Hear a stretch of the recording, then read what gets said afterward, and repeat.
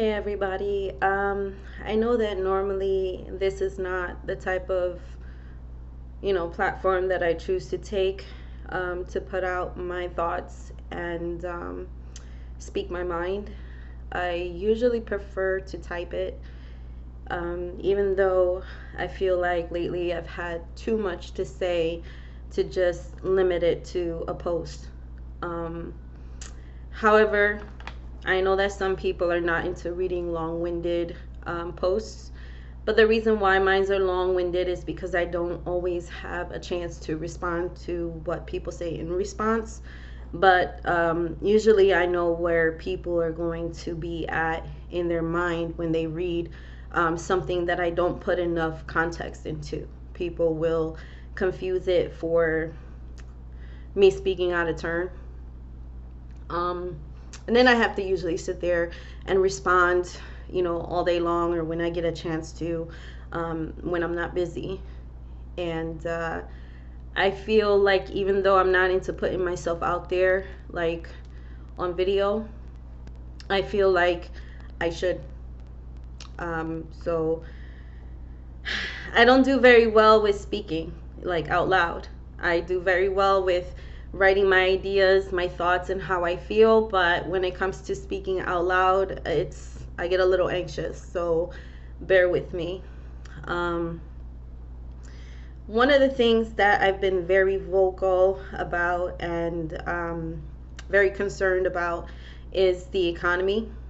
But not so much the economy being the corporate America, the industries, the billion-dollar corporations. I don't really concern myself with them because, let's be honest, all these businesses can go bankrupt and their CEOs will get a nice pay raise or nice, severance pay or bonus. And then it's the little guy down here, the workers, who get left holding the bag at the end, you know. Um, so that's a rough position to be in. One of the things that has me triggered enough to want to speak on this situation out loud the way I am right now is because I'm a little bit bothered, to be frank, about how there's people out there willing to throw other people in a less fortunate position under the bus. Okay? And that has to stop. It really does. I got into a conversation or a debate, I guess if you want to call it that, with somebody else on a post about, people being out of work and the possibility that a lot of us are going to be left behind in the next year leading on forward. Um, there's going to be a lot of jobs that are going to be suffering just as bad as they are now, except the only thing is people who are suffering right now, who are furloughed, basically temporarily unemployed, a lot of those people are not going to get a call back. A lot of those people are going to struggle harder once those temporary furloughs become permanent. And it's going to happen. We all know that the tourism, hospitality sector has taken a huge loss. In fact, even the guy that is in charge of tourism out here in Florida, it's so bad that he resigned. He resigned because the way he gets paid is through the taxes collected through the tourism. Disney, Universal, Legoland, the water parks around Florida. People who come out here to Florida on spring break, or they come out here to Florida for summer vacations, or they get their Disney reservations for their kids' birthdays and whatnot. The list goes on and on. So this guy gets paid based on the revenue collected from when people come out here to visit the parks and visit the tourism spots. He resigned. You know what I mean? And his position pays a lot. It pays very well, especially if it's coming from the tourism all around Florida. He gets paid very well from that. Okay? And he resigned because he knows that things are going to get really, really nasty out here. They're bad enough now, and they're trying to hit the reset button, and they're trying to bring more, tourism to the parks. They're trying to incrementally reopen and try to offer safe reopenings. And let's just be honest about something. Out in Disney, they have these strict protocols where it's mandatory masks, no ands or buts about it. And there are people a week, a couple days within the Disney park reopening to the public who refuse to wear masks. They they're wearing masks and they're walking around, but while they're waiting in line, they're going maskless. While they're on the rides, they're going maskless. The shops are not social distancing. It's tough. Granted, Disney has been paying people their health insurance while they've been furloughed, which I think is amazing, right? And they should. But those people who are temporarily furloughed, who are going to probably be furloughed indefinitely, which people have been receiving emails and notices from Disney Corporation about their future working at Disney, and they're hurting. Now, this person that I had this conversation with actually didn't think that it was a good idea to attempt to stimulate the economy by just simply subsidizing people's income. Let's just keep in mind that on top of the fact that unemployed people have been stigmatized through all of this, considering the fact that they've had jobs for a while. They've had jobs pre-COVID. Pre-COVID, they were getting up every day and going to work and busting ass and doing their thing. Okay? They've been independently supporting their families up until now, up until recently. And I get the frustration that people have about why it is that they're essential workers and they're not getting paid any more than their usual pay, given the rough time everybody's in right now. But yet you have unemployed people who are getting paid more money to stay home than people who are actually essential workers. And I've said over and over again, that's a rough place to be, whether you're employed or unemployed. Because a lot of these people that have been unemployed and still are, they didn't have a chance. They didn't have a choice as far as whether or not they were going to stay employed or whether or not they were going to get let go or furloughed or whatever you want to call it. They didn't have that choice. That choice was made for them. A lot of these people want to go back to work because, not just because it's financially rough, but because they want to get out there. They want to interact with people. They have clients and customers. They actually enjoy their jobs. I used to enjoy my job when I was working. But after a while, it's not about enjoyable, but it just didn't jive well for me and my family. Point taken, I'm in a unique position right now where I can stay home with my kids. And I don't have to worry about whether or not they're going to be taken care of while I go out and hustle and bustle. You know what I'm saying? I don't have to worry about that. That's a worry that someone else has to have on their shoulders. And that was the concern that I used to have on mine until I came into the position where logically I had to sacrifice the work labor aspect of my life to do what I'm supposed to do, which is take care and maintain my kids and my household. Okay? I'm in a unique position where we still worry about income because 70-something%, almost 80% of Americans have been working paycheck to paycheck and still coming up short. I had a job that I was doing for 12 years that I really I liked. Some of the things, I wasn't happy with, but I still stuck it out because bills need to be paid, kids need to eat, all of that. But, granted the fact of whatever problems I had with my employer, I also had coworkers who I enjoyed seeing every day. I had regular customers who I love to help and assist and learn from. You see, I used to work doing auto parts, selling auto parts over the counter. It's not like I'm curing cancer or anything like that, but if you've ever had trouble with your vehicle, most people would probably go to a shop, to a mechanic, or try and figure things out on their own. But there's a lot of people who actually go into places I used to work at and seek out advice, troubleshooting, seek help with doing minor jobs that like replacing car parts that are fairly simple to replace, but that the average person wouldn't even know how to do. I enjoyed my job because I used to help people. I enjoyed the coworkers, the people who I engaged with. um, Overall, I really wish that I could still do that. But the way my life at home, balancing my kids, balancing a job, it's just not feasible. And I tried to hold on as long as I could. So 12 years, 13 years in the business of retail and helping people, it just became a time where it wasn't worth it for me because I was getting so much anxiety not being able to make it to work on time because I had to wait on my kid's father to get home.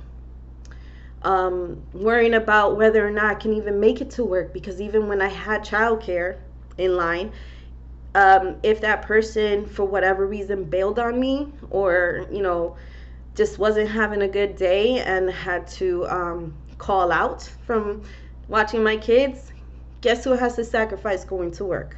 Me.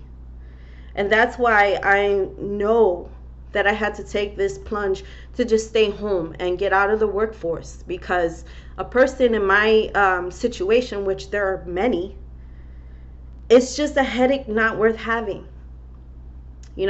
So I had to quit because it just wasn't a viable option for me to continue working. Okay. My household pretty much would fall apart if I try to get back to work.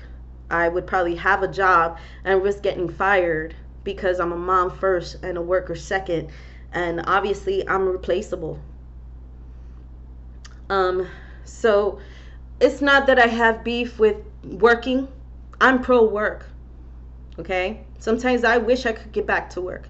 Sometimes I just want to, in fact, sometimes I just want to step out of the house and go visit my old job and just work over the counter just because. I don't even have to clock in. And I've done it plenty of times where I've done my job while I was off the clock because I actually genuinely care about my job. And I actually have a problem with just sitting around and doing nothing. I used to always look for something to do at work. Even, I didn't need people to delegate jobs to me. I usually just used to see something that needs to get done. And if there's nothing that takes top priority, I would get it done. So even though a lot of my posts might seem like I'm anti-work, I'm really not. Okay. So I'll just put that out there right now. But what I am anti anything, it's the fact that people are misunderstanding what it is to be valuable in society, what it is to be a productive person in this country. People, people seem to, if I can say it, if I can explain it in a better way, people seem to think that unless you're working a traditional job, that you're just lazy and unproductive. Unless you're clocking in or punching in a time clock, you're irrelevant. That's just the facts. You're an irrelevant person in this country and nobody's gonna look at you twice. Okay?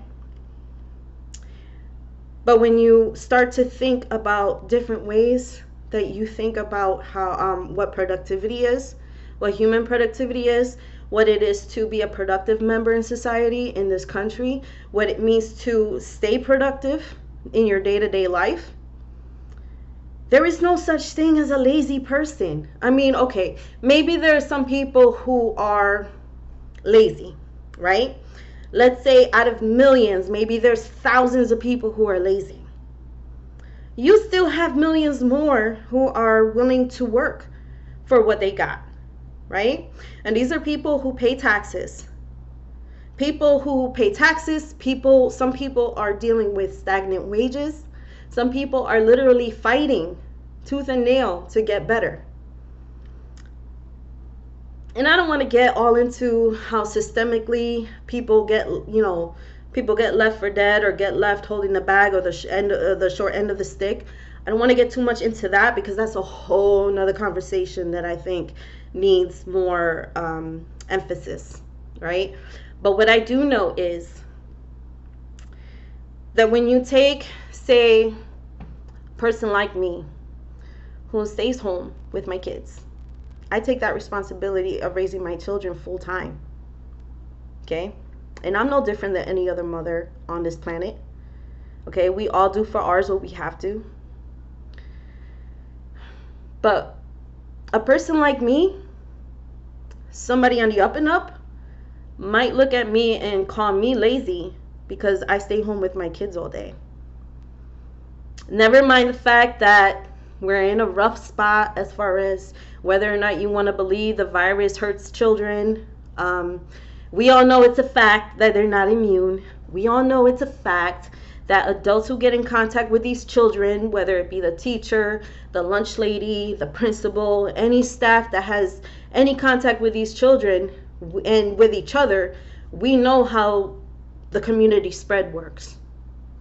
Okay, so I opted my children to stay home for virtual learning, and I'm assisting them, and I'm doing what I have to do as a parent here at home.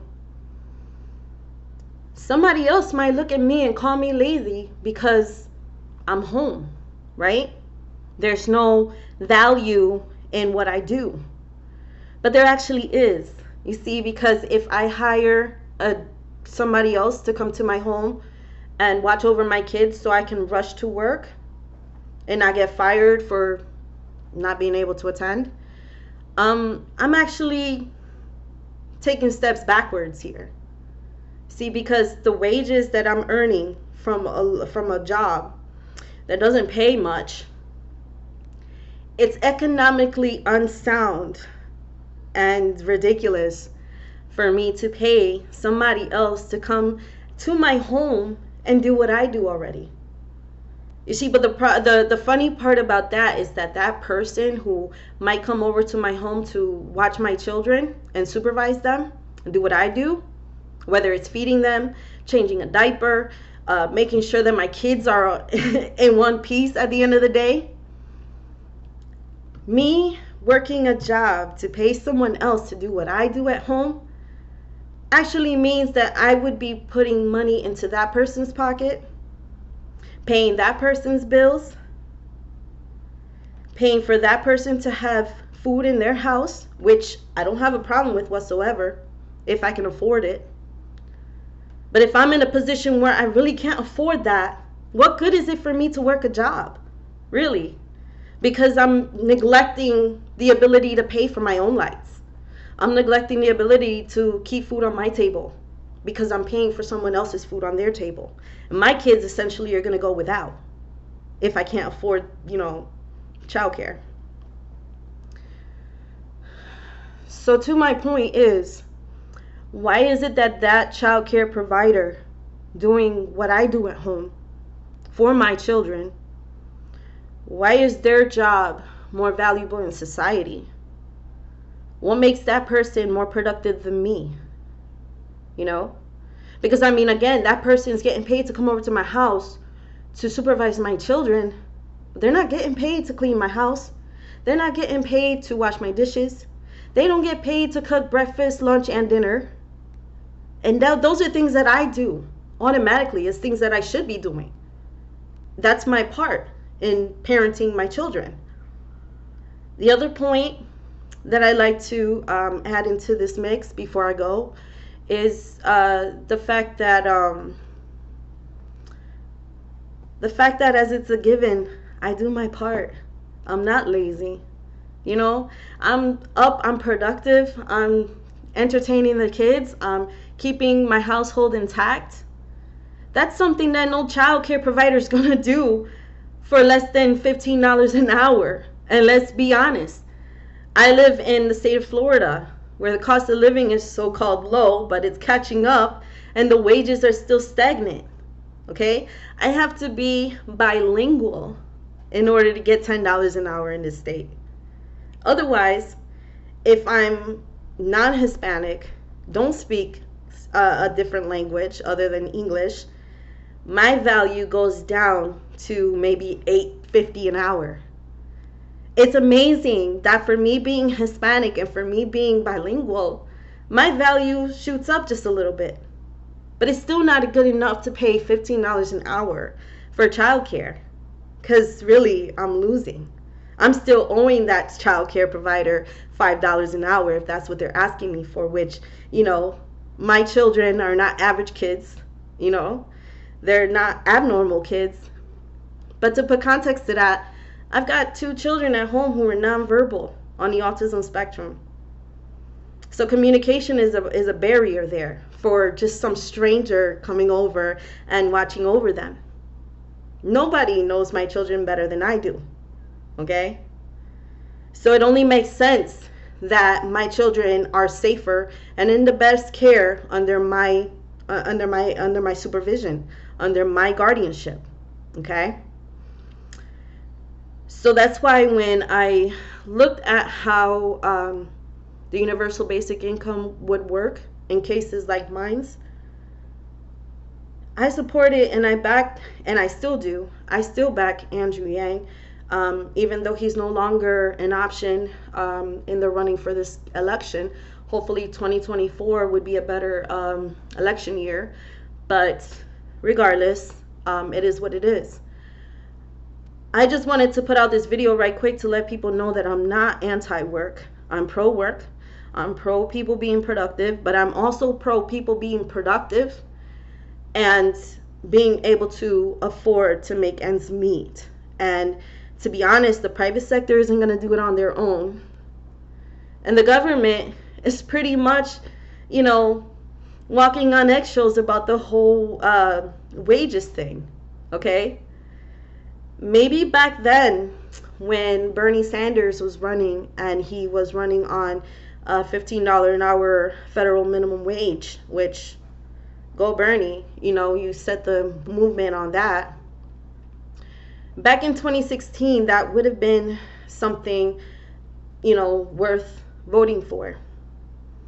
But let's be honest, even though states have agreed to commit to incrementally raising the federal minimum wage, it's not being raised quick enough, obviously. Cost of living is not meeting up with the wage. It's just not. And that's facts. The other fact is that right now, currently, all of these corporations, all of these industries, these CEOs, these big bosses, they're lining their pockets up. And if we're talking about, and if we're going to be honest in terms of the economy and people being concerned about not supporting universal basic income because it's going to cause inflation, hello? The stock market's full of inflation. And yet somehow that seems to be the only thing people want to look at. And the stock market, the Wall Street numbers, that doesn't speak to how people are doing in this country. Okay? The stock market is only an indication of how rich people are doing, about how these corporations claim to be doing, because like I said, if you want to look at inflation as a problem, the stock market itself is a problem. That's full inflation to the max. And yet when everything fell apart a few months back, they injected over $2 trillion into the stock market. They printed out over $2 trillion and injected into the stock market. And it plummeted twice in the same day within hours. Within an hour of 1 point something trillion dollars injected into the stocks. Who did that help? At the end of the day, it helped nobody. Okay? At the end of the day, it didn't put food on the table to the average folk, to the average consumer. I think maybe it's maybe 10, 15, 20% of people actually have stakes into the stock market. There's a lot of other people out there who really don't know the first thing about following numbers or following the stocks. Okay? So they're not players in those awesome numbers that everybody wants to look up to, as far as an insight of how our country is actually doing and how our wealth is actually building, because it's really not. Okay? What would have helped would be to take those couple $1 trillion instead and just give monthly payments to everybody, whether you work or not. There is no disincentive to work when everybody's getting this universal basic income. There is no disincentive to work, because let's be honest, nobody's going to live off of only $1,000 a month. That's just simple math. Okay? Like, a lot of you work jobs that you love. Would $1,000 really stop you from still doing your job? I mean, I refuse to believe that. I reject that logic, actually. And if anything, look at the situation we're in with unemployment income. Everybody wanted to talk about how that additional $600 boost disincentivize people to work because they're getting paid more to stay home than they are to actually go work. But y'all forgetting the fact that you have two groups of people. You have a group of people, a big group of people actually, who were let go from their employers, right? Involuntarily unemployed. None of those people who filed for unemployment benefits quit their jobs. Their jobs quit them. So then you have a group of people who, as businesses started opening and as businesses were trying to call back their employees that they furloughed, you have maybe a small group of people who continue to stay voluntarily this time unemployed because of the wages, because of the benefits. Either way, economically, they did whatever they felt was good for them at home. But just like their bosses did whatever was good for them for their business, and still let go of the worker to save their business. Well, this worker decided not to return back to work because economically it would not be sound in their household. So they did what was economically best for their families. Okay? So you got that small group of people who were voluntarily unemployed, taking the unemployment income. But then you got a whole big group over here of people, millions of people, who were not called back for their job. And a lot of people might say, well, they can find another job. Well, let's look at the math here. Since shutdown and since businesses trying to reopen, there's been way less businesses, calling their furloughed employees. So do you really think those businesses are going to hire other furloughed employees from other jobs? No. That's just not factual. So I think, and before I keep on rambling on a tangent and ranting, I think, to put it lightly, people just need to be a little bit more mindful about people's situations and stop stroking that broad brush and painting everybody to be a bunch of lazies. Because in reality, what is lazy, intellectually lazy and intellectually dishonest, is to think of people who are struggling as people who wanted to struggle or put themselves in that struggle. They didn't.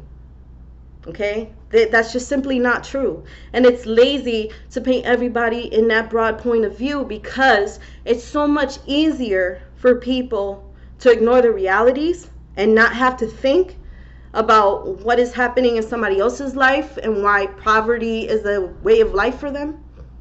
Okay? It's so much easier not to have to think about that. So much easier to just classify everybody as lazy just because they don't work a traditional job. People who don't work traditional jobs are still productive in their lives. I don't work a productive job. I don't work a traditional job, but the work I do at home is productive. So that's pretty much my take on the whole situation. I know that I've been very vocal, very verbal, typing out my long-winded explanations of why I support universal basic income, or why I think that this economy is not going to do any better than what's being promised, because at the end of the day, it's intellectually dishonest to think that everybody who lost their jobs just a couple months ago is going to snap back into normal. It's just not. Out of all of those jobs that have been lost, maybe no more than 40 something percent of people are actually going to still have jobs. About 40 something percent of those businesses that closed down a few months ago are not coming back. They all filed for bankruptcy. All their CEOs are still racking in their coins from getting these bonuses from the bankruptcies and everything like that. A lot of them are they have avenues to go. But the average folk out here who are struggling, the ones who didn't have a hand in their involuntary unemployment status, they're the ones who are hurting.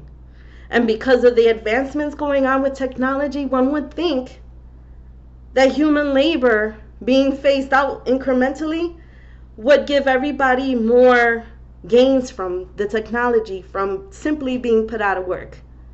And this COVID situation is just going to accelerate more onto the automation, portion of the industry. And you don't have to take my word for it. The data's out there, the facts are out there.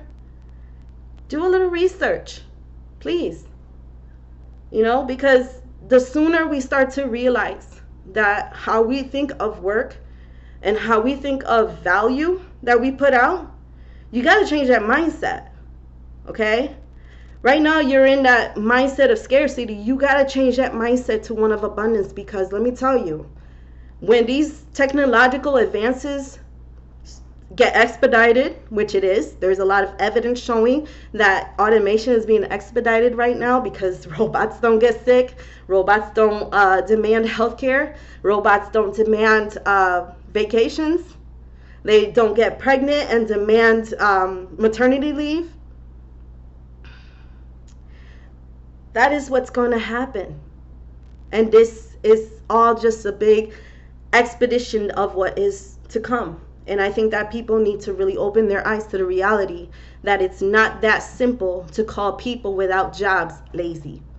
So pretty much that's all I have to say on the subject. This has been running longer than what I really wanted to, but I thought that I needed to voice my opinion out there and basically encourage people to be more intellectually honest about the situation.